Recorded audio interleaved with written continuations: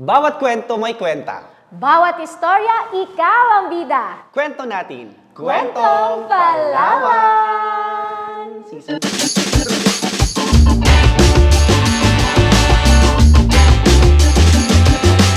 Hindi ako nakadiet kasi nga masarap ang pagkain, masaya ang Pasko.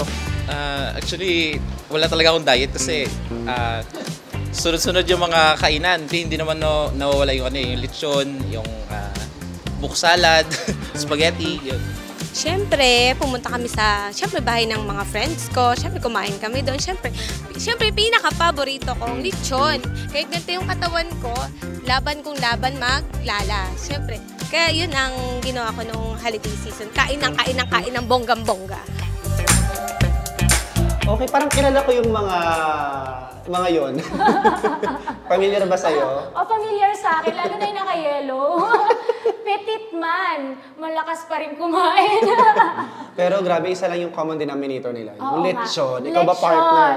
Nakapag-lechon ka ba? Ay, talagang maraming naakit sa makinis, malutong.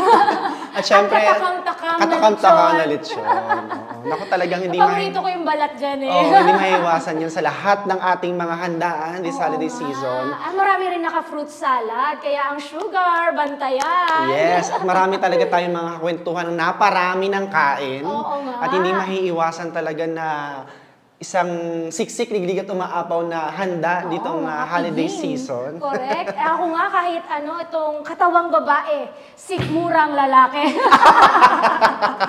Amigado tayo dyan. ibang level yung partner ko. Mukhang nananalaytay pa yung mga macaroni salad, no? Yung mga lechon, graham cake. Ayan.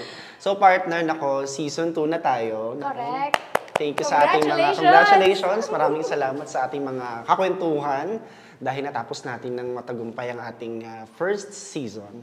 Well, anyway, sabi nga natin, bagong taon, bagong season. Yes! And dahil itong holiday season, naparami talaga ng kain ang nakararami sa atin. It's high time to detoxify. Wow. ibang level po yung partner ko. Parang talagang she's very excited, no? Parang gusto na lang natin, ayaw na lang natin kumawala doon sa maraming handa, kaliwat ka ng mga activities and events, party, di ba? Siyempre, at ito po ay hatid pa rin po sa inyo ng ating Provincial Government of Palawan through the Provincial Information Office, headed by our Provincial Information Officer, Attorney Christian J.V. Cohamcon. Of course, our Palawan Governor, Victorino Dennis M. Socrates. Yes, and wag na natin patagalin pa. Bigyan na natin sila ng top 5 detox tips ngayong taon. Dahil talaga namang ang dami-dami natin kinain itong holiday season. Tip number 1, partner! So, tip number 1. Kasi promise, tuturuan ho namin kayo, bibigyan ho namin kayo ng mga tips how to detoxify or to cleanse, di ba? Ano bang mga other term for detoxify? To cleanse, to rejuvenate, wow! Di ba? Alisin yung mga toxins sa ating katawan. Yes, for a new and beautiful you. Yeah! Parang commercial. Ibang level yung partner ko, grabe. Talagang ibang level ka na ngayong season 2, ha? Well, anyway, tip number 1 po, uminom. Hindi ng alak. Alam natin, Kaya mo ba yan? nagigilty rin ako kasi alam na parami rin talaga yung inom natin, no? This holiday season. Naparami yung inom natin ng alak. Pero, yes, instead na alak, uminom po ng tubig. You know, absolute, baka naman. Absolute, because this is absolutely good for you. Hindi lang, kidding aside ha, hindi lang naman yung absolute water. Yung ating tubig na available sa bahay, yung drinking water natin, inom po tayo 2 liters to 4 liters a day para talaga namang ma-flush out ang toxins sa katawan. Di ba? and that's right. Ito, no to ha, X to. Next, partner, eat healthy. Yes. Oy, kung may New Year's resolution namin, huwag na masyado kumain ng chips. Avoid processed foods like this. And syempre, yung ating paboritong fast food. Wala, iwas-iwas muna tayo sa mga drive-thru dyan. Kasi, you know, these are high in calories, pero low in micronutrients, like vitamins and minerals. So, let's eat healthy. Piliin nating mabuti yung kakainin natin this year. Yes, and this time, eat more veggies and fruits. That's right. So, alam mo, parang pagkatapos ng mga kinain natin, so kailangan natin to, no? Oo nga eh, kalaban ng lechon, no? Kailangan ng lechon. So, eat more veggies and fruits po, mga kakwentuhan. Sana po ay mas marami, mas better, araw-araw sana meron tayong Correct. fresh na kinakain, no? Na fruits That's and right. vegetables. Because they also help, yung it flush out the toxins in our body. Yung cucumber nga, it's high in water content, at the same time, high in fiber din na nakakatulong na magtanggal ng mga toxins natin sa katawan. Yes, that's right. And isa pa sa tip number 3 natin na kailangan din natin i-share sa kanila, and get enough sleep. Eto, may paano ako dyan. Pipili ka lang, Netflix o tulog. Pili ka. Choose wisely. Pero alam mo, partner, ang ano nga ngayon, 'di ba? Ang dilemma natin, parang dahil nga working tayo, 'di ba? Parang we want more sleep. Pero wala tayong Correct. enough time para makapag-sleep. Pero nung bata ka, 'di ba, pinapatulog tayo paghapon. So ngayon, luxury na yung pagtulog. Oo, kaya sa mga sa mga bata diyan, sa mga bagets diyan, ako talagang enjoy ninyo yung pagtulog kasi Oo, kami yung mga ngayon afternoon naps. kahit gusto namin matulog. Work muna. talaga. Pero So, syempre, sa ating mga empleyado, let's have a work-life balance. Yes. And of course, ito nga, yung Netflix ang kalaban natin eh. Dito tayo napupuyat. Hinay-hinay lang. Lalo na nung pagpasok nitong taon, lumabas na yung season 2 ng Squid Games. Yes. Napanood mo na ba? Oo, Napuyat ka na. Natapos Diba? Gusto ko, mo talaga siya partner. Gusto- panoorin in one parang sitting. alas 4 or 4 a.m. na ako nakatulog. Yan. Pero So, medyo nakaka-guilty yun. Well, anyway, get enough sleep po correct, talaga. kasi it is during sleep that our cells repair our body. Pati sa mind natin, Yes. no? Actually, meron tayong technical term dito. It says here, yung ating lymphatic system. It Wow. removes the toxins and waste, helping you wake up refreshed. At So, saka more yung energized tayo kapag may enough sleep. it also boosts our immune system, That's partner. right. Kasi iba rin talaga, alam mo, as we experience, diba? Kapag natulog tayo ng sapat sa oras, pagising natin, iba yung freshness. Fresh. Iba yung freshness natin. And syempre nakakatulong din yan sa hormonal balance. And katulad na nabanggit ko kanina, cell repair. Wow. And next natin dyan, exercise Yes. regularly. Yung mga walking, at saka yung cleaning our house. House chores. Ay, House chores. sagana ako sa Pwede ganyan. yan, oo. Sagana. Ang importante lang naman ay mapawisan tayo, di ba? Correct. Oo nga, natatanggal yung mga toxins natin sa katawan. That's Pag napapawisan po tayo. Alam mo, partner, di ba sa umaga, lamig-lamig ng tubig? Ang ginagawa ko, talagang gumigiling akong ganyan. Para medyo So, parang 2 in 1. Ibang level yung pagiling ng partner ko. Ibang level yung energy niya ngayon. Two in Parang one feeling siya, ko, partner. talaga siya. Naka-sleep talaga siya. Naka-high sa sleep. So, parang 2 in 1 siya. Nagsha-shower ka na, na-exercise ka pa. So, yun. Ako, I do squats, trying to do it every day. Pero Ako naman, yun, I keep on dancing pa din naman. Kasi, dancerist! nagtuturo pa rin kasi ako doon sa isang college, no? isang group. So, hindi pa rin mawala na hindi nagagalaw yung katawan, no? Physical activity. So, part pa rin yan. So, yun. And tip number 5, practice mindfulness or meditation. So, kailangan natin ito, no? Sa lahat po ng ating mga kakwentuhan. Parang, kumbaga, di ba, nangyayari, kaliwat ka ng mga events, mga eksena sa buhay, Correct. stress sa trabaho, sa bahay. May time pa rin dapat talaga tayo na, kumbaga, me, myself, and I.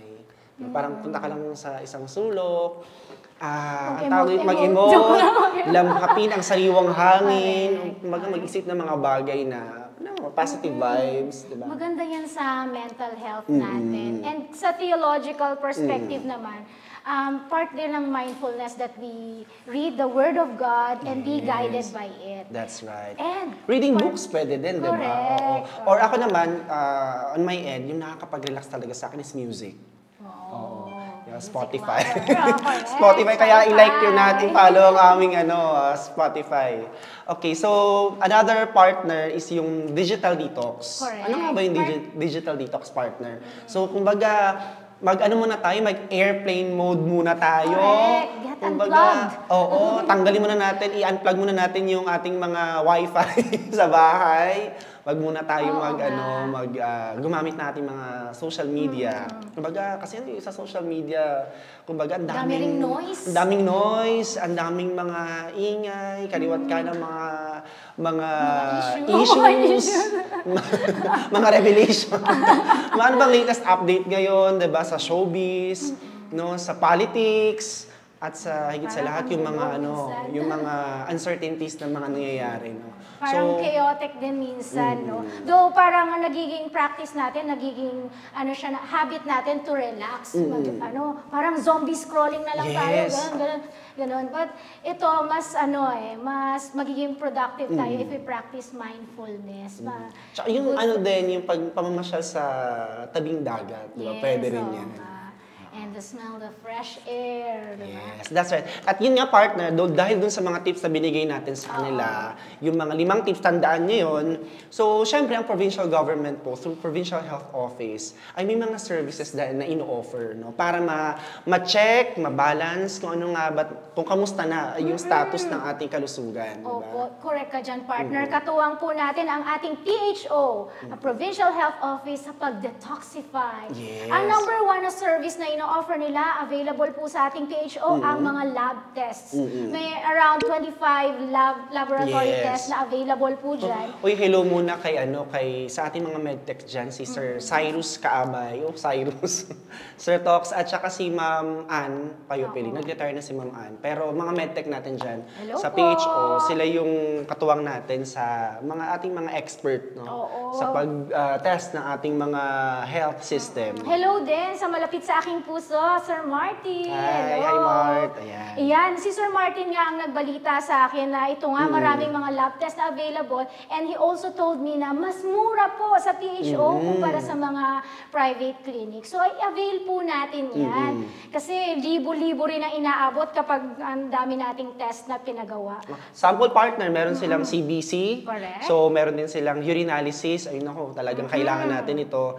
Fecalysis, di ba? Yung uric acid test natin. Ako guilty ako kasi mahilig ako sa mga maaalat, sa mga matataba, yung lechon, di ba?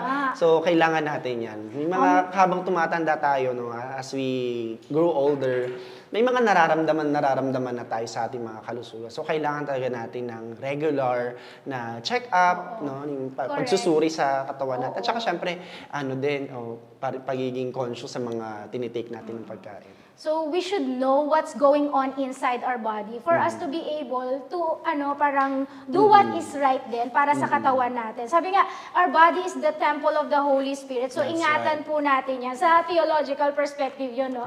Anyway, ang iba pang mga laboratory test na ina-offer nila, itong high-density lipoprotein na test. HDL. HDL, and meron ding for LDL, yung low-density lipoprotein. So, pag sinabi nating LDL, it sounds technical, but it means the bad cholesterol. So, maganda po malaman natin, ako pala, di ba, parang lang ako, petit-petit, pero mataas pala ang cholesterol. So, nagulat ako.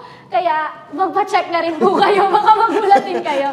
Para, alam mo, sabi ng doctor, you should go out more, jog, para bumaba daw yung cholesterol level. At syempre, partner, yung glucose level, no? Yung sa mga mahihilig sa sweet na tao matatamis dyan. dyan. Yung mga sweet na tao Yan, dyan. mag-guilty kayo, mahilig kayo sa tsokolate, sa cakes, Yung mga may sweet tooth, hinay-hinay po tayo. And then, syempre, we have to check our blood sugar. Yes. Ano yun, tama ba? Blood sugar level from time to time.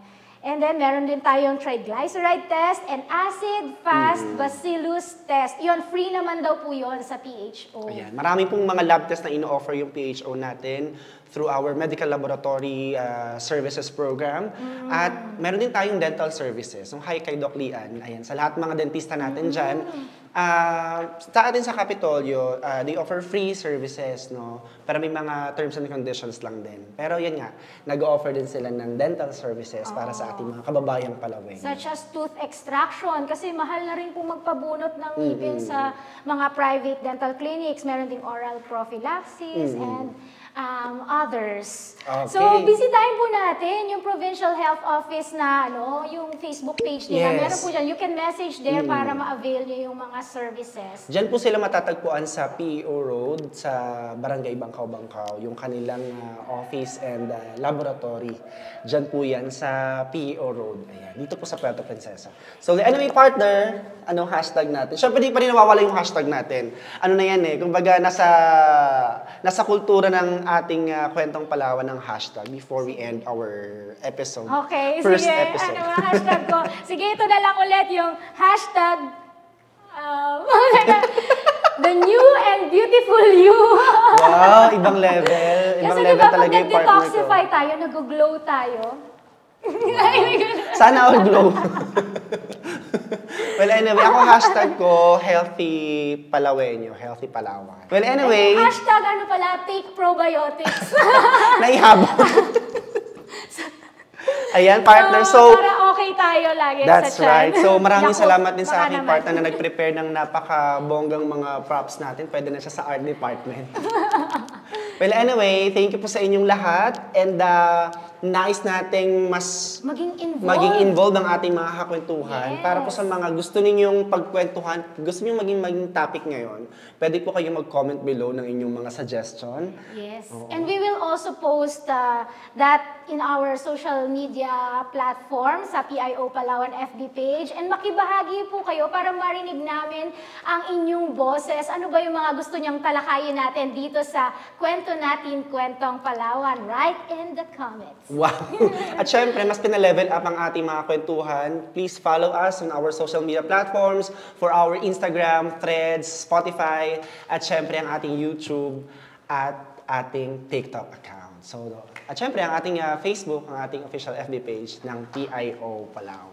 Alright, partner, wala na tayong sapat na oras. At syempre, ito po ang ating unang pag-ere ng ating Kwentong Palawan Season 2. Dahil sa bawat kwento, may kwenta. Bawat istorya, ikaw ang bida.